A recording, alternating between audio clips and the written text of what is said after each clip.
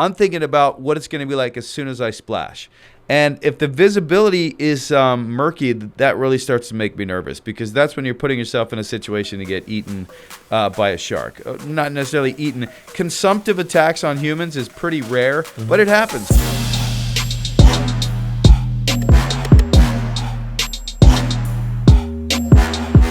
Oh, sorry.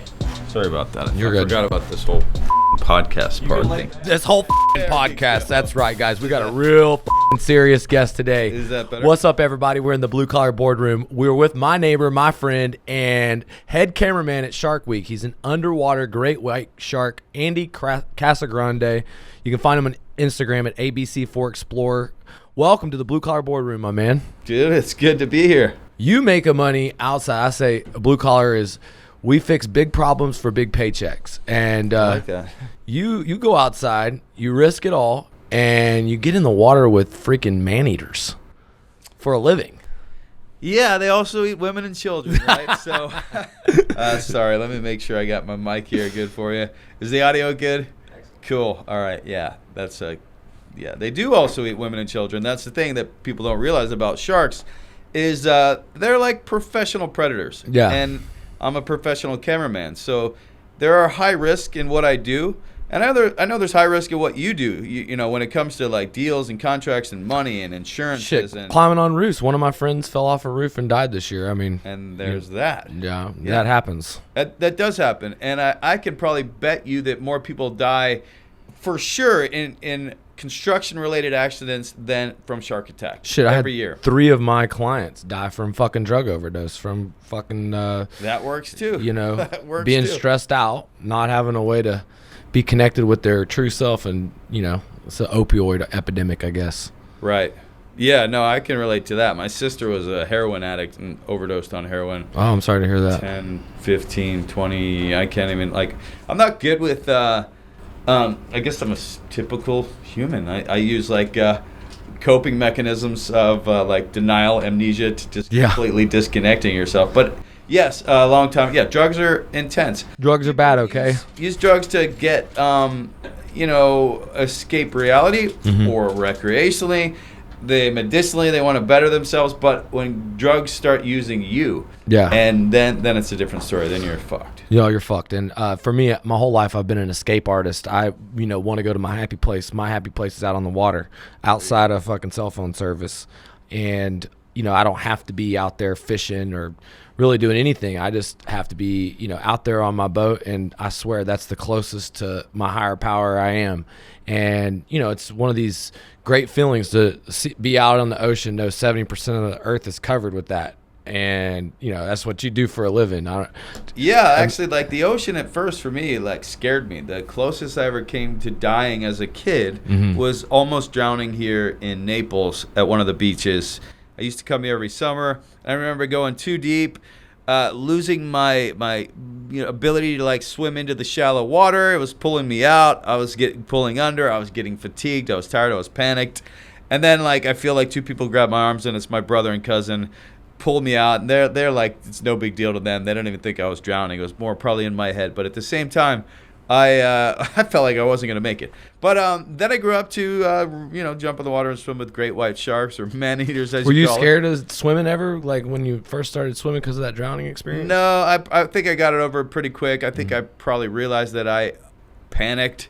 And because I panicked, instead of just popping up and yelling for help or doing something, I struggled and I tried frantically to fix it myself.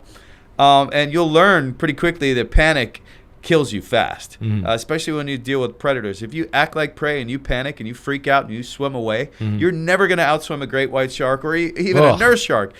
Sharks are designed to kill things, and when they want to, they can catch you and eat you. But they're not really out to get us. But if you make the wrong mistakes and give them the opportunity to be opportunistic predators, it can be a bad day pretty fast. So, I mean, what about you? When what's your in the business, what are the biggest dangers? And I don't necessarily mean going broke, being bankrupt, that's looking what I mean. a fool. Doesn't have I'm to a be social media influencer. A lot of people look out to me. So if I failed in business publicly, people would laugh, hang me up to dry, crucify. It's a crabs in a bucket society. Everyone will pull you down. So if I'm out there trying to help people make an impact, my biggest fans would be sad, but most people would love to see me fail. That's the truth. I think that's just like the mentality of a lot of people out there, and it's pretty sad, but I think they're looking through this window on their phone at other people's lives in there. It's saying, I want that, and they get jealous, and then they start wishing ill upon other people because they don't have what they have, and they don't know these people, and maybe these people were given this stuff. Maybe they work super hard to get it. The bottom line is, if you live your life in spite of others or through, well, there's a song out. It's like, or, the ones that hate me look the most like me, and you know, the reality is most people that hate me, or even if I have resentment, I can find stuff about me in that person that I don't like about myself. Okay. And no, that comes from Alcoholics Anonymous, and I grew up in a program, and you know, my point is that reality is that people are mad at the work that I was willing to do that they weren't willing to do. And whenever you get certain levels, they want to build your building up until your building is taller than their building.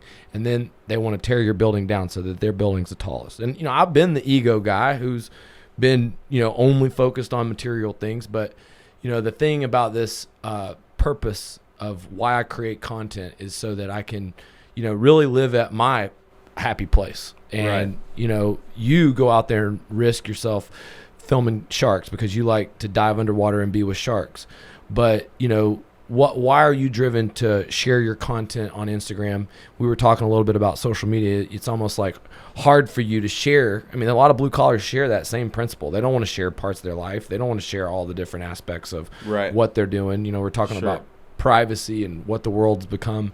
A lot of people that follow me are like, dude, why do I need to become a social sales king? And, you know, you have tons of followers on YouTube and Instagram, and it's been, of course, probably really good for your career. I mean, recently. Yeah, maybe. Like, I had developed a pretty serious professional track record even before I got onto social media. I remember being in the Serengeti in Africa, making my third lion film, and all these people, like, as they would drive past my Land Rover, because there would be a big sign, Nat Geo, film crew, do not follow, because we had off-road permission to go wherever we wanted. Hey, are you on Facebook? Facebook? What's Facebook? Hey, are you on Instagram? And then, like, after so many people kept asking, that was always the way they wanted to connect. It wasn't, what's your phone number or your email address? Hey, are you on Insta? Yeah. What's your Facebook profile? I'm like, what is this bullshit? It got annoying to, like, having to keep saying, no, I don't have it. So I'm like, okay, I'll do Facebook. I'll do Instagram. Then it started to click that, okay, it's just a communication platform.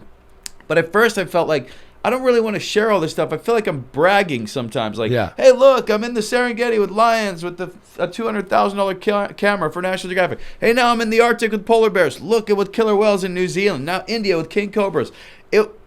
So I wouldn't really post much until my family. I was born in New York City, but I grew up outside of Pittsburgh, and I have a lot of blue collar family that worked as engineers, as mechanics, as factory workers, as car mechanics essentially, and they would start saying, Andy, like, why don't you go to all these amazing places? You work for National Geographic, you work for Discovery, BBC. We have no idea what you're doing. I'm like, yeah, I don't really. They're like, well, you're that's kind of a dick move. Like, we could live vicariously through you, and it's sort of selfish to not share that. And then when they put it in that perspective, I was like, wow, okay, maybe I should be posting. So then I started posting. Now something. your kids consume the content. I mean, your videos, like, think about it as almost like your legacy. And, right. You know, you already are leaving a legacy by creating a show on Shark Week, but you get right. to be your own director on your own platform. Right. And I need to do that more. And I know you're much more into YouTube, and I have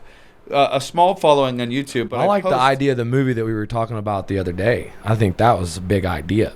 What was the movie again? I'm trying to make a movie about intercepting storms, and we're going to talk about that here in a second. But you were talking about the most dangerous experience you've ever had with your wife. And so you got kids, and you got to understand, you know, Andy and my kids play together, and him and his wife will I keep forgetting about the mic here. Dive in the water. Wearing a wireless. And so my biggest fear, is what happens if something happens. And, you know, you were talking about you and your wife diving, and tell that story. Yeah, so I always get that question, what's the scariest thing that ever happened to you? And I always respond, it didn't happen to me. It happened to my wife. My wife, Emma, she's from Sweden. I met her actually in the Serengeti on a lion film for National Geographic. And that sounds like a Disney story. Yeah, it was crazy. I was there for 105 days, and like halfway through the shoot, Emma and these other girls from Sweden showed up, and it was like the Swedish bikini team showing up at our film camp. It was unreal. Anyway, then it was love at first sight. 2 kids later. 2 kids later, Emma's now shark diving. She used to be like a fashionista hairstylist from Sweden, working out of Stockholm and in and around Sweden. And now she's in the Bahamas diving with me and tiger sharks. It's her first time, and I'm telling her, if you're going to do this, do it professionally. Hold the camera steady. Let the shark enter frame, exit frame. So she's following all the rules. Shark comes up to her, swims over her head. She's holding the frame. What I forgot to tell her was never take your eyes off the shark's mouth, because that's what they use to kill you. And it had turned and fixated on her hair. She had a ponytail. She has blonde hair. It looked like a fillet of fish that the feeder, when you work with sharks, they don't really want to have anything to do with you unless you feed them. And feeding wild animals, that's a whole other ball game for rookies. The audio's going to be so crazy because I'm like all that's over.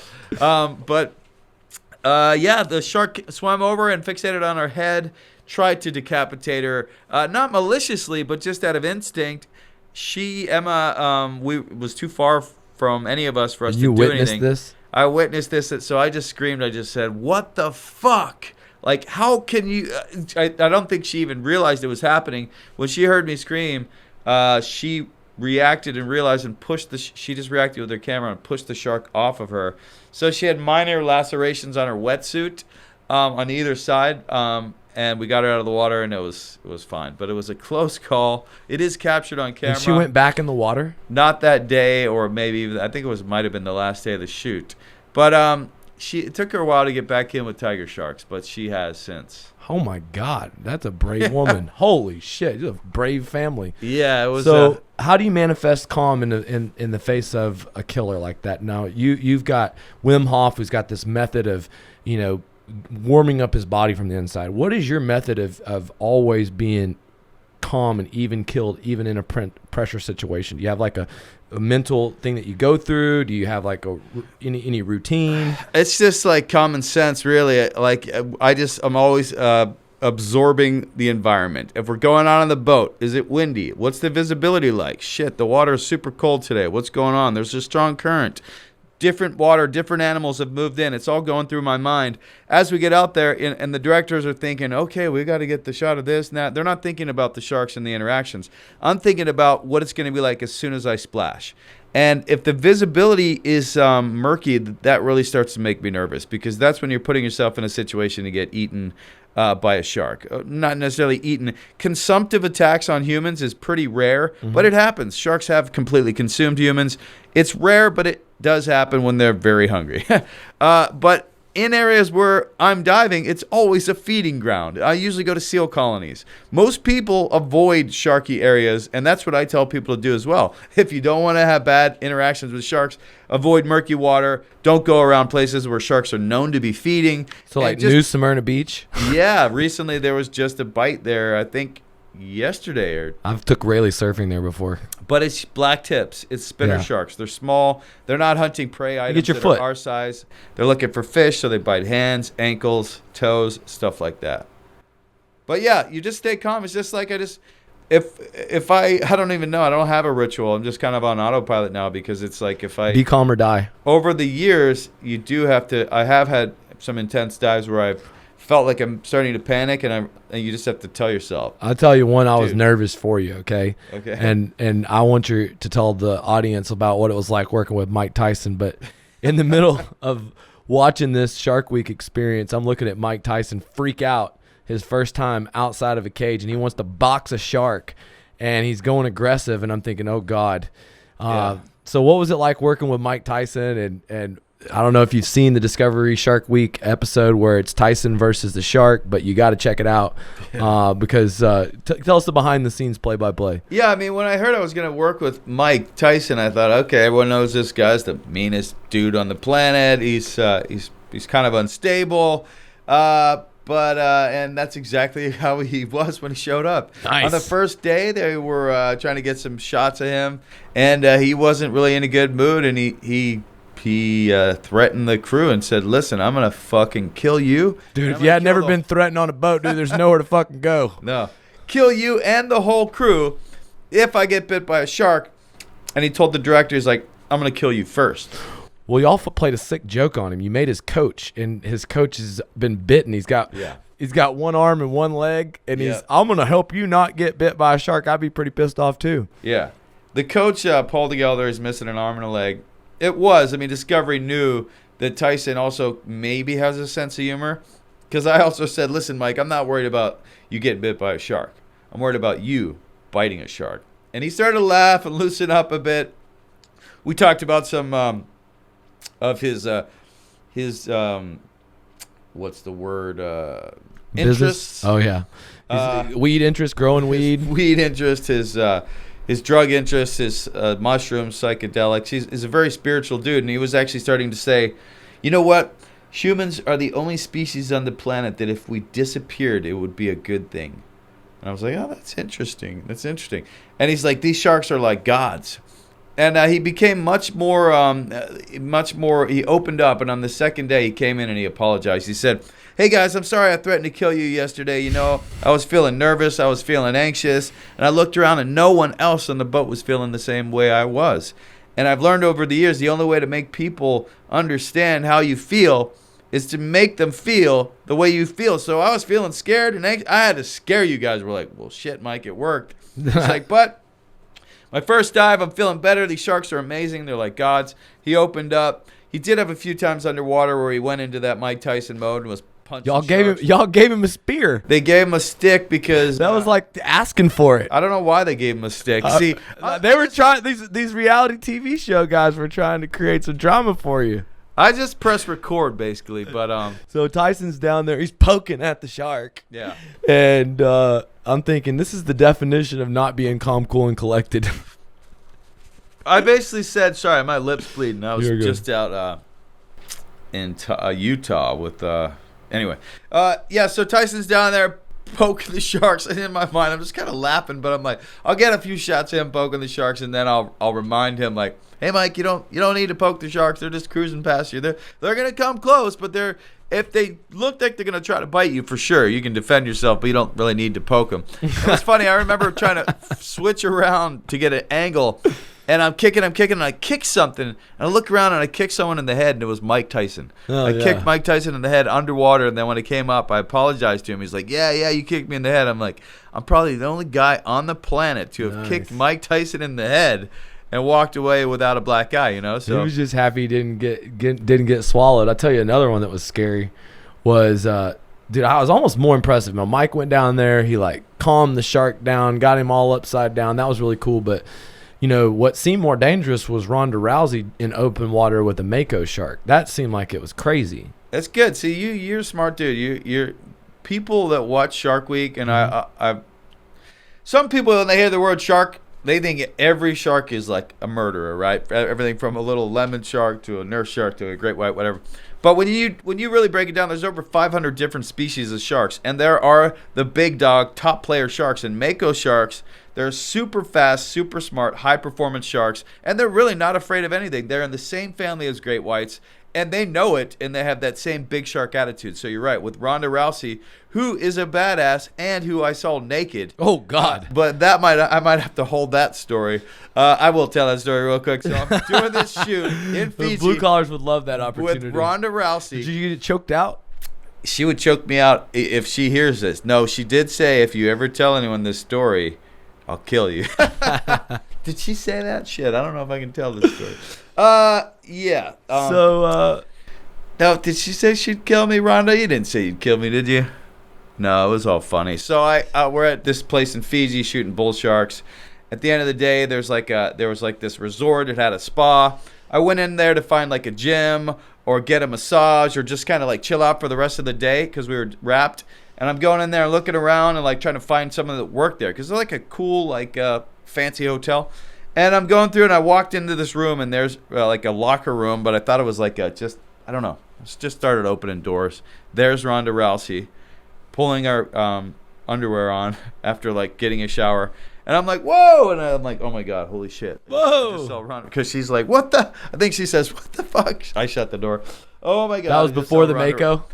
What'd he say? That was before the Mako? Before the Mako. And the best part is her husband, Travis Brown, is there. Yeah. I don't know if you know Travis Brown, He'll but beat you up too? He is like 8 foot tall. Oh, God. Massive dude, huge beard, tattoos, cauliflower ear, full-on MMA beast. And I'm like, holy shit, I just saw Travis Brown's wife naked. Oh, no. It was a total mistake, but I'm like, so now I'm like outside this resort, this spa thing. I'm waiting. I'm like, oh, my God. All right, I'm going to just wait till Rhonda comes out and apologize, explain. She comes out. I'm like, Rhonda, I'm so sorry. I thought it was like a resort, like a spa, a gym. She's like, don't you know how to knock? Because, like, I just started opening doors like and it was anyway, yeah, I should have learned how to knock. And then I'm like, I'm really sorry. She's like, I'll let you tell Travis. And she just walks off, goes back to the boat. I'm like, oh my God. Now I got to tell Travis Brown that I seen Rhonda naked. How's that going to sound? I go back to the boat. Everyone's sitting around. The Shark Week crew's there and this. And I'm like, hey, Travis, you mind if can I talk to you? And he's like, yeah, sure. I'm like in private? He's like, yeah, sure. What the fuck is this? Sure. He gets up. We go. We actually step off the boat, off the yacht. We're walking on the dock. He's like, "What's up, bud?" Got his hammer on my shoulder, I'm like a miniature little tiny doll, and he's like this giant dude. Hey, so Travis, jeez, dude, I don't know how to say this. I don't really know any other way to say it, but I accidentally walked in on Rhonda when she was getting dressed, and he's like, what do you mean? I'm like, it was an accident. He's like, you saw my wife naked? He like starts like squeezing on my shoulder, and then I'm like, oh my God, holy shit! And what else did I expect? And then he just starts laughing. He's like, she already told me. Oh, that's hilarious. Like, holy fucking shit! I was like, and she kind of laughed or whatever, but it was pretty embarrassing. It was pretty stupid. So I've learned. Dude, she had to fend off the Mako shark. You had to fend off his 8 foot tall husband. But she killed it. She did. You're like white in the middle, dude. That fucking shark was moving fast. We're out there with the Makos, and actually it was like the last day, like all these shoots. My wife's always like, we always get it on the last day. She's like, why don't you just schedule 1 day shoots? You get on the first and the last day, and you're home, more.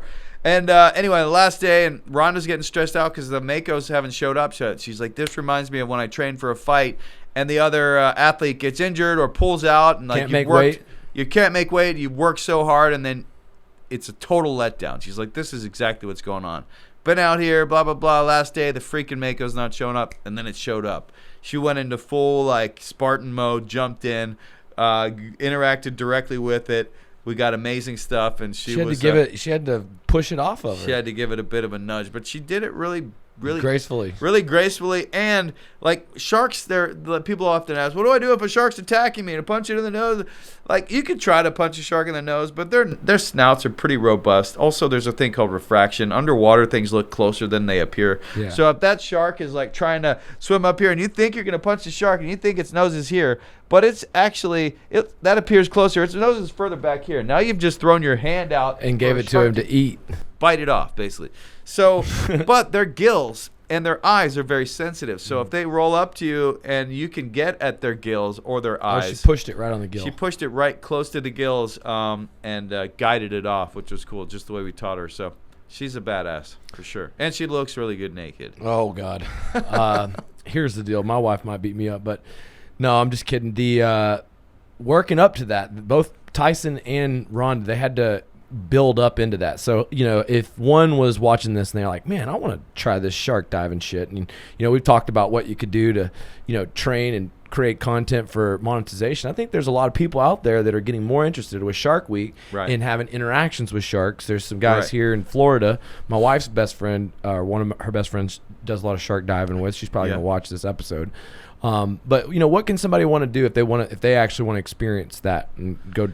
Is there like an easiest way to do it? America, you could depending on the species you want to dive with. I mean, here in Florida, there's coastal stuff. On the other coast, we're on the Gulf Coast here, but on the Atlantic coast, you got Florida shark diving. You can dive in the Keys. You could jump on it. I mean, there's people often ask, how do you tell if there's sharks in an area? Just put your finger in the water and taste it. If it's salty, you're going to find sharks there. Now, the Dead Sea and the Super Right. Salt Lake, I mean, come on. But you get what I'm saying. The sharks are pretty much everywhere. They live amongst us. So we have great whites here right in the Gulf of Mexico, California, Cape Cod. They're everywhere.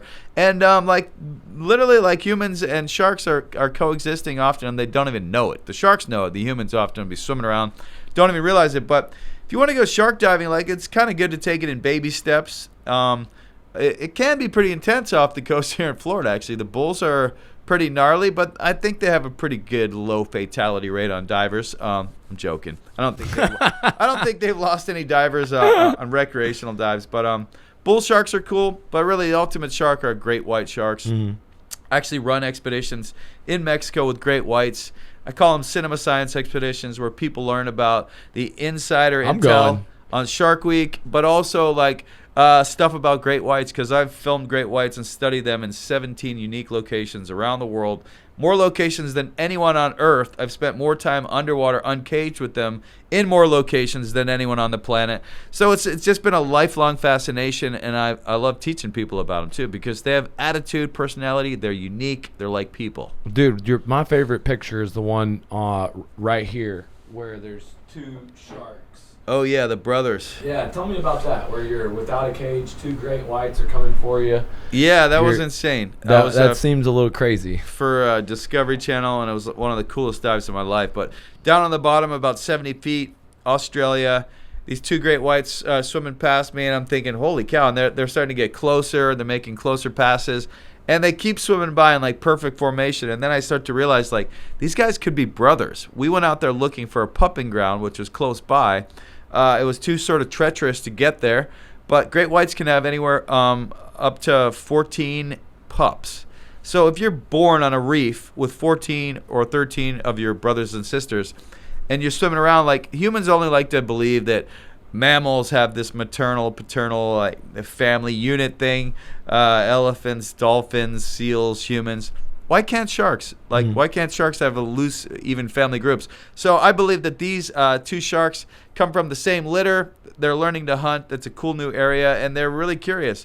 And they use hunting, cooperative hunting, like killer whales do it. Right. Why can't sharks do it? People like to be like, oh, sharks are just dumb. They just like to bite stuff and eat stuff. Like, they've actually outlived all. Elon Musk should be impressed with sharks, because he's trying to create like multi-planetary, existence for humans. Because of things like, if we lose planet Earth, the ability to live here, or there's another big meteor or a big bang kind of thing.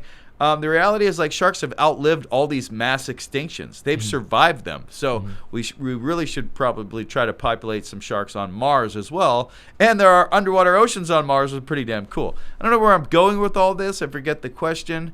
But diving with those two great white brothers was one of the dives of my life. Hell yeah, man. I tell you, after getting to know you, and I'm never going to kill another shark again. And we caught a hammerhead on accident while we were catching swordfish. And I know it's something, these fish, sometimes when you even let them back, they're hurt. So, what we did is we tagged it. And, of course, looking at this, I don't forget what the name of the app is where you can track all the sharks. But, it's really cool. Because, from time to time I can go in there and check in, and if it's pinged, I can see where it's at and its location, and I can even see how its path. And it's so crazy looking at these like great whites who go all the way from Nova Scotia down to the Gulf of Mexico, over here, right here in Naples. I was tracking one earlier, and it had gone all the way up to Nova Scotia, back, and all the way around Florida, and was pinged March 20th, right off the coast here. That one's named Nova, and it's my daughter's name is Nova, and they named it because it was tagged in Nova Scotia. That's right.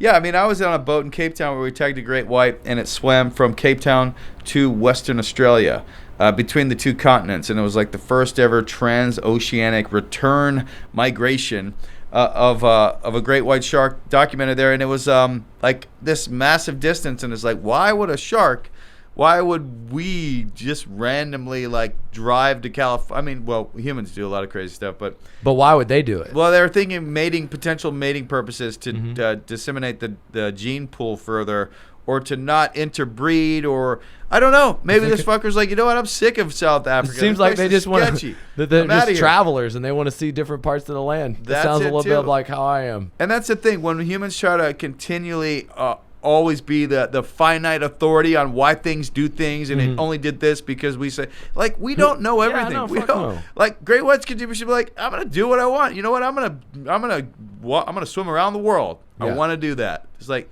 I know maybe like, distilling higher reasoning in animals and anthropomorphizing them, making them seem greater than they are is a no. But I mean, these are animals that have been around. There's millions and millions of years of evolution. They're thought to even navigate by the stars. When they make these long migrations in between the continents, the shark would do this thing called yo-yo diving, where it literally goes up to the surface, checks things out, and then dives down. And when you look at its diving profile, the whole fucking way, it does this weird yo-yo diving. So it's either like a searching pattern. They first thought maybe it was a resting thing where it would sleep on the way down, swim on the way up. Then they're like, kind of cancels out the reward versus the rest versus energy savings there. And then they thought they were using the Earth's magnetic pull, or the magnetic pull of the Earth, to navigate as they got close to the ocean floor because it's stronger down there. And celestial navigation by the stars. It's fascinating. I mean, the stuff that we can learn still about sharks, and with technology and drones. I just worked on this cool thing for National Geographic where literally off the coast of California near Santa Barbara, you have like dozens and dozens of juvenile great whites and people swimming everywhere. And no attacks, no fatalities. People literally trying to catch great whites on their paddle boards. Not catch them, but like catch up to them. And because the thing is, though, there's usually a rhyme to the reason to the rhyme or whatever, where these sharks are not at an age yet where they're targeting things our size. And that's important to understand. It's just like anything else. There's certain phases of danger that you have to assess when just like a gun. A loaded gun is more dangerous than a gun without a bullet in it. A small great white shark that's looking for small stingrays and other sharks is much less dangerous than a teenage great white that just learned what seals taste like. Then they're like, they think everything looks like a seal. I'm not saying all of them, but they make mistakes sometimes. So what about you and your business? Like, do you have people that you can call out right away? Like, this guy's not going to be able to make it, or people surprise you though. The thing is that I try to always give everybody a chance. Yeah. The way that I set it up is, I built a lot of there's a lot of failure in what I do. People try and start a business, just like starting anything. I mean, 80% of the people fail right off the bat. Probably, 10% of the people are good at the job, right, and 3-5% of the people stick around a long time. Right. So what I do is I just have to be like following my rules, my system. I'm sure you have a system because you've never been bit. And I don't know what rules you follow that have allowed you to have that good fortune. But I'm sure there is. I've thought about doing a shark system. diving for dummies thing. Yeah. Even during the pandemic, I was going to have all these grand plans. I was going to do this live shark diving for dummies in my pool where I have inflatable sharks, because got a lot of them actually, and explain like, okay, here's shark diving for dummies. Like, rule number 1, visibility. Assess the visibility. And in my pool, the visibility is really good. So check. We're good to dive. Right. And if the viz isn't good, you can explore other options like pole cams, a cage. You can use a self-propel. And then like just make it fun, make it crazy and engaging, and all the while you're in your fucking pool. Well, so here's the thing. With your audience, even if you sold a $50 to $100 product, okay, the point would be to break even, because maybe you could sell access, you could sell seminars, you could go out to the Fort Lauderdale group and do, like, you could go with people, because when you build a brand and a personality, people want, when they go on dives with you in Mexico, they get to be on a boat with you, they get to talk with you, they get to interact. Most of them just book because they want to drink beer with me and hear my bad jokes. Exactly. It's true. Like, that's why I want to go. First couple trips, I've heard a lot of them already. I was like, why are you guys here? So, because I try to cater the trips to, like, for what people want, because I'm a professional filmmaker, and a lot of people come on and they want to do what I do. They want to pay to hang out with you. But a lot of people just want to hang out and, get blazed and drink beer and dive with sharks. That's what I want to do. Yeah, the last fucking guy we took out there, he jumped off the boat into the water from the top deck. Captain had to yell at him. I only heard it. He's one of the dudes actually runs this company with me, Neptunic. And so it's a good time. But you really, like, it changes people's lives. I've taken, like, Shaquille O'Neal, Michael Phelps, Rhonda Rousey, Mike Tyson, a couple other, like, really heavy hitting athletes. And as you notice, all of those people are Well, let me explain to alpha you something. athletes. I mean, if they do it, everyone wants to do it. Everyone is watching Shark Week. You are the star. A lot of times of some of these shows, Mark Cuban, on a panel. I'm watching this, and I'm like, my friend's a celebrity. Holy shit. I didn't even know how much of a big deal you were. But big deal. Come on. But real quick, what I was going to get at, all these amazing alpha athletes, I've had the opportunity to take them, and they all become humbled in the eyes of the shark. You got Mike Tyson, who becomes fearful and defensive, and then he opened up. But Shaq was like, his agents were worried about it. He was worried about it. And then when he saw the sharks, he's like, I'm Shark man. I love sharks. Shaquille O'Neal. He fell in love. Shaquille O'Neal. And to bring guys like Shaq that have a huge following, and bring in a whole new audience that are now talking about sharks. Not everyone's, gonna want to jump in the water with sharks, but the more people that like sharks more than hate them, the better. Because back in Jaws really fucked over sharks badly. And then after Jaws, there was this huge period in history where it became cool and a thing to go out and catch and kill sharks and hang them up on docks. They still do it all over the world and up in Montauk and in those areas. But it became a thing that they were doing their good deed to society by saving the beach, removing these monsters. Well, that wasn't good, obviously. And it went on for years and years and years, and then it became this thing. The only good shark is a dead shark. But then Shark Week came along in the 80s. They had a lot of hyped up blood and guts programming, and then they started getting science. Then they started getting technology, and then they started getting celebrities, and they started getting everything.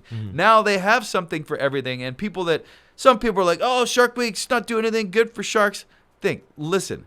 When it came along, it created this cult following. It made sharks the most famous wildlife creature on Earth. They have their own week. Every year they get 30 or 40 hours of shows that are made about them. And suddenly you had this fan base, this audience, that they started seeing people killing sharks. They attacked them. Death threats. They called the authorities. People that were killing sharks, dragging makos behind boats. Anytime that stuff started getting released, the Shark Week fan base started saying, you can't do that to sharks. We love sharks. We love Shark Week. And it created this backlash against people that were attacking sharks. Instead of the only good shark is a dead shark, now it's like, no, Shark Week's epic. We love sharks. We want to see these great whites breaching. We want to see the new slow-mo camera. So it created this cult that now is like the, a voice for sharks, a platform. Absolutely. Now, not everything is, perfect. As sharks are fished, they get caught in commercial fishermen's nets, and they also are attacked and for their fins. Yeah. And what's the consequence to the world with less sharks? So it's really hard to kind of give the precise exact answer. It's pretty easy to say that if sharks disappear, the oceans will collapse, the trophic levels, the food web will disintegrate. And I guess that one way to think about it is tiger sharks love to eat turtles. Imagine, let's just say we took away all the tiger sharks, and let's just keep this apples and oranges kind of thing. Tigers only eat turtles. Take away all the tiger sharks. Now these turtles that used to be very vigilant go out, eat a little bit of seagrass, watching over their back, go back. Being vigilant, being stressed out, being hyper aware actually keeps you fit. It can stress you out and it can go the other way, but duress and stress, it is part of especially being a prey item for big predators. You have to be on your game or you're fucking dead. When all the tiger sharks disappear, the turtles start to realize, hey, there's no more sharks. I'm going to eat as much grass as I want now. I'm going to eat the grass over here where we never used to go because that's where Big Bertha used to hang out. Okay, what lives in that seagrass? Little fish. What eats little fish? Big fish. What's eat big fish? Sharks. Basically, the turtles will eat the habitat away for small fish, fertilized eggs, things that actually... Once you can't have any small fish, you don't get any big fish. When there's no big fish, the sharks start... Everything basically will implode on itself, and they believe the only thing that will survive are jellyfish. Because they would just suck up all the soup of the oceans and just turn it into a jelly sea, which is pretty insane. But nobody really fucking knows. Bottom line is, if we can't see the value in coexisting with these iconic, amazing predators, we're idiots, okay? Yeah. Why would they be here if we didn't need them? Like Mike Tyson's comment about the only species that would be good if it disappeared would be the humans. I have to kind of agree with that because we've seen what we did. I don't want to be negative. I love mankind as well. I mean, you got to help it. You can't only be like, oh, we're horrible and beat yourself in the head. You got to fucking make a change and do something good. And when it comes to sharks, I think people like you're talking about blue collar workers, contractors. They love fishing. They love going out. Maybe they're not the most educated when it comes to sharks. Maybe they watch Shark Week and they watch the bad shows that have the blood and guts and the explosions and this, or maybe they see the shows where they see Rhonda or Shaq or Tyson or the science shows, and they're like, actually, sharks are really cool and they're way less malicious than I thought. And when they catch them, maybe they're looking at them for how perfect they're built and how amazing their arsenal of tools are, and they throw them back and they're more respectful, or maybe they cut their head off and they eat them. Eating sharks is one thing. Sustainability is another. Right. But yeah, I mean, there's no. That's really... what it did for me. I mean, because there's really like no point, and for many times it's like you said, just to take a picture, And so the biggest thing is like if these things are creatures where they're, like you said, it's maybe not a dolphin, but these, they're sticking together in packs. They're smarter than you think. They track long distances, and right. The whole point is. And I was brought us to a conversation earlier. I love to be outdoors. I love to shoot guns. And the idea of pursuing the hunt for me is cool. And for me, it was a rite of passage to go with my dad and shoot my first deer. And with the first few, I got buck fever and missed. And then shooting the first deer and having to, process it. And then really realizing, oh, God, I don't even care about this meat versus meat I could get from the damn store. And then I measured the fucking deer, and it was like 14 inches instead of 16 inches. I didn't even know better, and I shot one that wasn't legal. Now I felt bad. I didn't even get to. I'm like, God damn, dude. Right. What's the point of this? I'm looking at my dog like I'm a killer. Now I'm not saying, hunting for food to me is obvious. Like I know I can do that, but if I'm not gonna eat it, then for me killing it's almost like bad karma. For sure. Yeah, why kill something unless it's trying to kill you? Right. Like I'm a strong believer in karma and like the mentality of like just be good, be a good person. If you do good things for people, they sometimes do good things back. Sometimes they don't. If you do bad things to people, they often do bad things back, and then you build an enemy base. Better to have a fan base or a friend base. You're not gonna you're gonna have haters for sure. I think haters are fun. They're I don't really have many, or maybe I do. I don't know, but like, I shouldn't say they're fun. I mean, I kind of feel bad for them. I don't know. You always try to like convert. I try to convert haters into they have like a weird perspective. Friends. It's comes from a different perspective. One of these guys that's on the internet, it's an influencer like you in the other direction. Mark the Shark. You said you actually went out with him. Yeah. So why did you do that? Why were you motivated? So we were making a film. Who was the film for? Oh, my friend, Rob Stewart. Mm-hmm. This film called Shark Water, Extinction, about sharks and how humans are kind of just devouring everything, their whole essence. But yeah, we went out with Mark the Shark to try to find out, like, is he really just a total douchebag? Is he intelligent? Why is he doing this? Clearly, he does it for show. He does it for money. You mentioned maybe he's not the best fisherman and maybe there's not so much fish out there, but he knows there's a market for it. There's lots of famous sports stars and celebrities that have gone out with him. And he loves to get a rise out of hippies and people that want to save sharks. And I think he's smart enough to realize the more sharks he kills, the more he kills his own livelihood, because once he catches the last shark, fuck, what are you going to do now, Mark? I guess try to, I don't know, your hand modeling career. I don't know.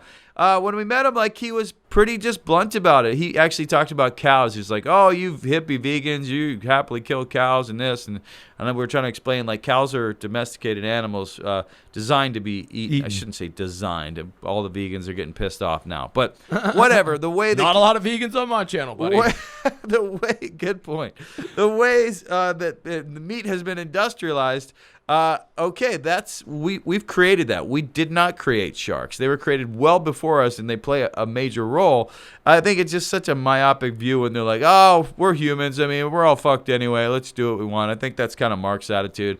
He's got a kid named Maverick, who a friend of mine, Madison, took shark diving. I think they're trying to like help his kids, convert his kids so that kids don't grow up to run the family, Mark the shark business.